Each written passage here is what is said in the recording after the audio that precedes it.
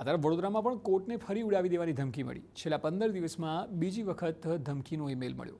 ધમકી મળતા વકીલો અને અસીલોને કોર્ટમાં હાજર ન રહેવા તાકીદ કરાઈ. પોલીસ વિભાગ દ્વારા તપાસ પણ હાથ ધરવામાં આવી છે. વડોદરા જિલ્લા કોર્ટને ઉડાડી દેવાની ધમકી મળી છે. બીજી વખત ધમકીનો મેલ મળ્યો છે અને તેને લઈને તપાસ તેજ કરવામાં આવી છે. છેલ્લા ઘણા સમયથી જોવામાં આવે તો આ એક પેટર્ન સમાન થઈ ગઈ છે. અમદાવાદથી તેની શરૂઆત થઈ હતી, જ્યાં શાળાઓને થોડા સમય પહેલાં ધમકીઓ આપવામાં આવી હતી અને અવારનવાર આપવામાં આવી. એટલે એક પેટર્નથી ધમકીઓ મળતી અને હવે ત્યારબાદ રાજ્યના અલગ અલગ શહેરોમાં કોર્ટ કચેરીઓ હોય, કલેક્ટર ઓફિસ હોય, કલેક્ટર કચેરી હોય, અલગ અલગ જગ્યાઓને, સાર્વજનિક જગ્યાઓને ઉડાડી દેવાની ધમકીઓ મળે છે.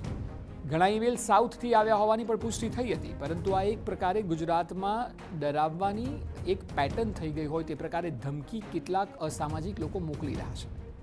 ઈમેલ મારફતે ધમકી મળે છે, સરકારી કચેરીઓને ઉડાડી દેવાની ધમકી, એટલે પેટર્ન પણ એક સરખી મોડસ ઓપરેન્ડી હોય તેવું પ્રકારે ઈમેલ જોવા મળે છે.